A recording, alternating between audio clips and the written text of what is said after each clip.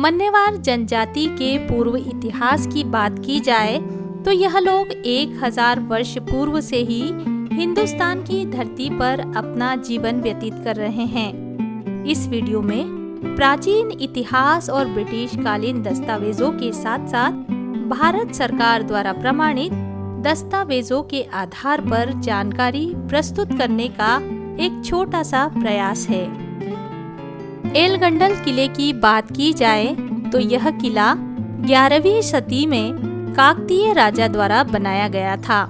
आज हम इस वीडियो में देखेंगे कि किस तरह सन 1550 से लेकर 1558 के मध्य में मन्नेवार जनजाति के नायक जगदेव राव को एलगंडल किले के नायक पद से किस तरह हटाया गया, अर्थात निजाम हुकूमत द्वारा परास्त किया गया।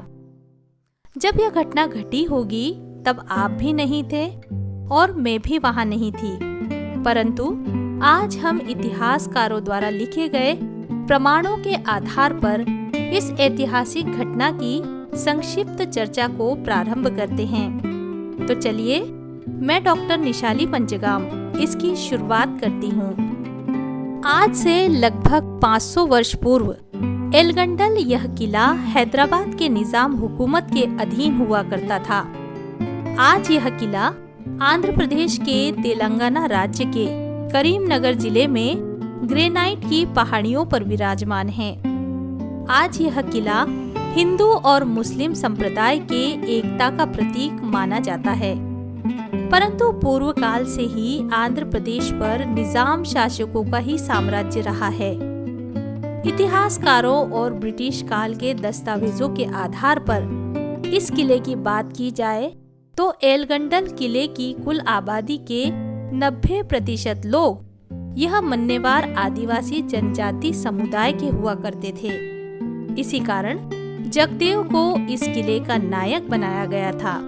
इसका प्रमाण हमें ब्रिटिश शासक द्वारा की गई जनगणना 1891 के गैजेट के वॉल्यूम 23 पार्ट 2 के संस्करण 7 और 12 के अंतर्गत मिलती है। बाद में जगदेव जी को निजाम द्वारा राव इस खिताब से नवाजा गया। तभी से इन्हें जगदेव राव के नाम से जाना जाने लगा। उस समय किले के नायक को किले का राजा भी कहा जाता था। निजाम साम्राज्य होते हुए भी एलगंडल यह एकमात्र ऐसा किला था जहां पर मन्नेवार जनजाति की पकड़ थी। परंतु इस किले का कामकाज यह तब के निजाम शासक गोलकुंडा के नवाब इब्राहिम कुतुब शाह की देखरेख में हुआ करता था। इसी कालखंड के दौरान जगदेव राव इस किले में बतौर नायक कार्यरत थे। जानकारी के आधार पर 1550 से 1558 के मध्य कालखंड के दौरान हिंदुस्तान पर मुगल साम्राज्य के बढ़ते प्रभाव के कारण निजाम शासक गोलकुंडा के नवाब इब्राहिम कुतुब शाह ने नायक जगदेव राव को हटाने का हुक्म जारी किया। नायक जगदेव राव यह शरीर से हष्टपुष्ट और एक अच्छे शासक के साथ साथ अच्छे योद्धा भी थे।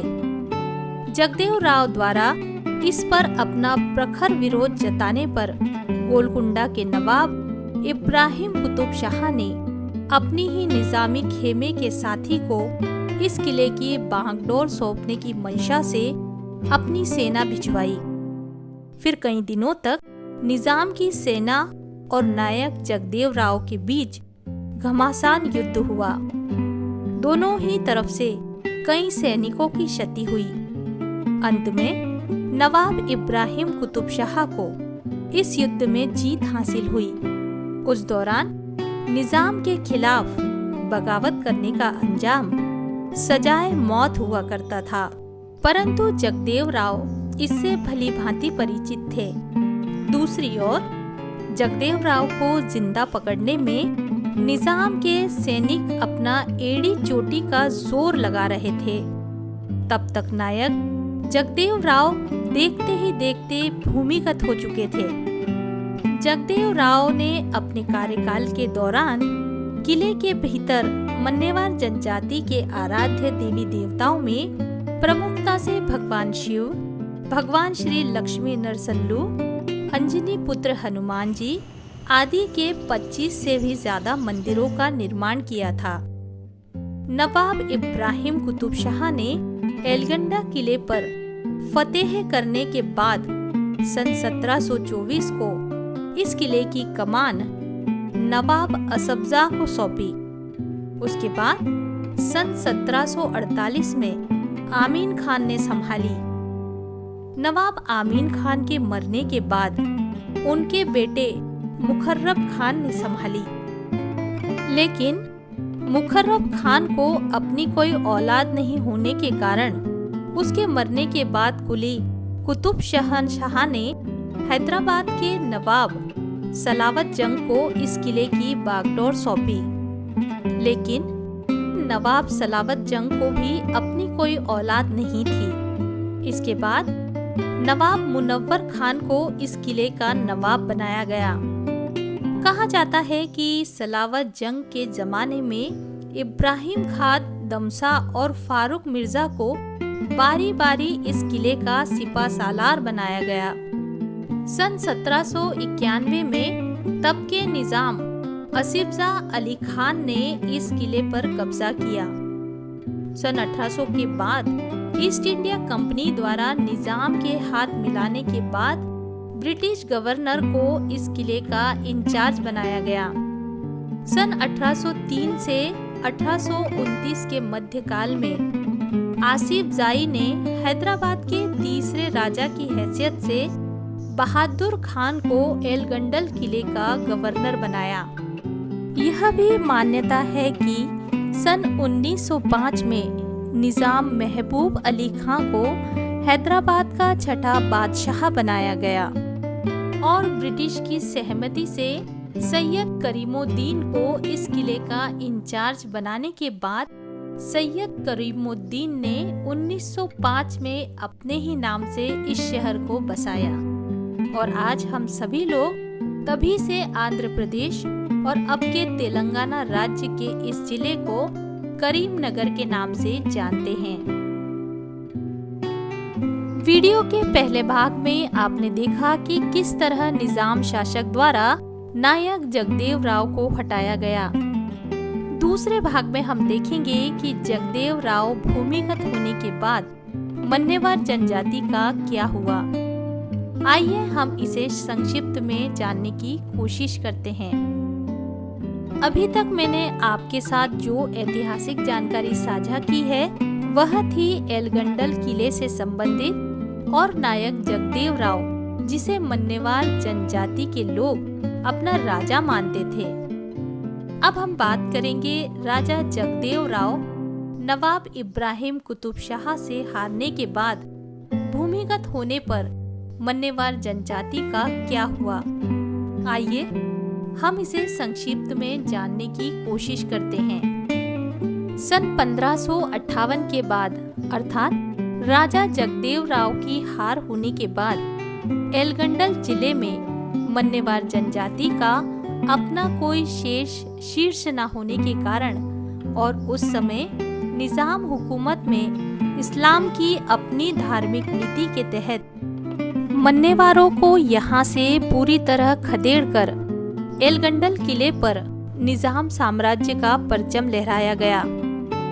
मन्नेवार जनजाति के लोग काम की तलाश में छोटे छोटे समूह में तेलंगाना की सीमावर्ती भागों से पलायन कर निजामाबाद होते हुए चांदा जिला, जिसे अभी चंद्रपुर के नाम से जाना जाता है, इसी रास्ते से चलते हुए अब के महाराष्ट्र के उत्तरी सीमा से गुजरकर अर्थात नागपुर शहर के साथ साथ वर्तमान में मध्य प्रदेश और छत्तीसगढ़ क्षेत्र में दाखिल हुए और यहीं बस गए। कुछ समूहों एलगंडल से दक्कन की सीमा में दाखिल होते हुए बीजापुर की पहाड़ी इलाकों में बस गए।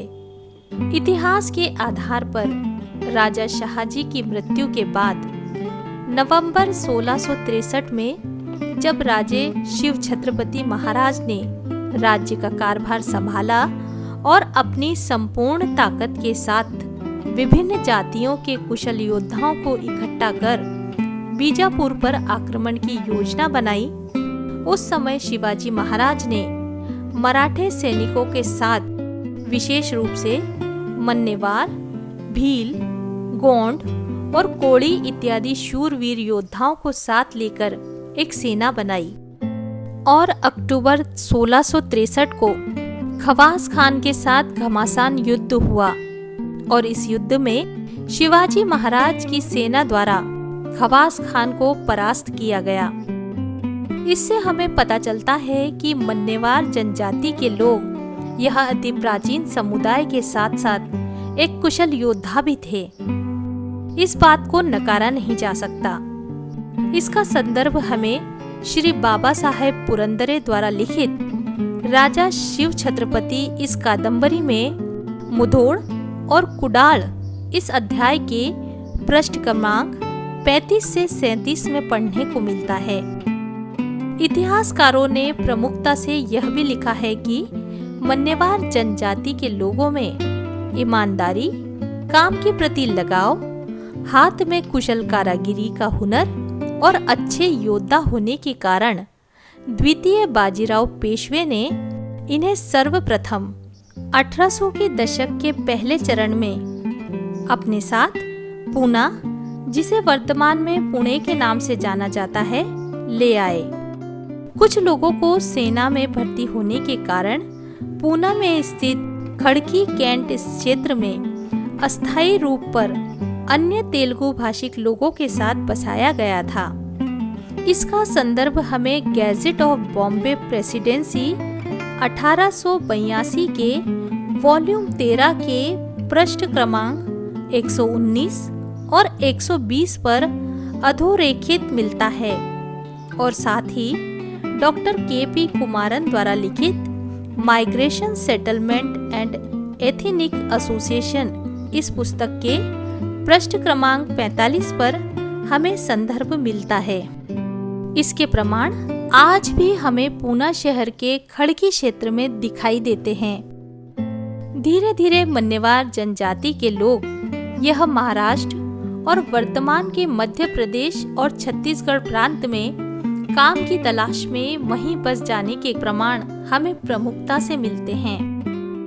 स्वातंत्र्य पूर्व काल में सर्वप्रथम ब्रिटिश सरकार द्वारा विशेष रूप से 1931 के जनगणना के मुताबिक मन्नेवार जनजाति को विशेष रूप से माइक्रो जनजाति का दर्जा बहाल किया गया।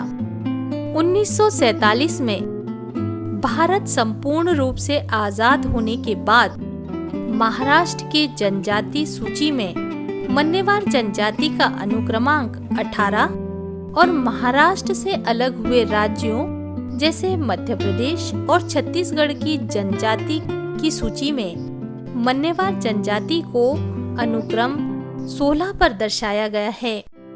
फिर भी मन्नेवार जनजाति के लोग शासन द्वारा दी जाने वाली आर्थिक मदद से आज भी वंचित हैं।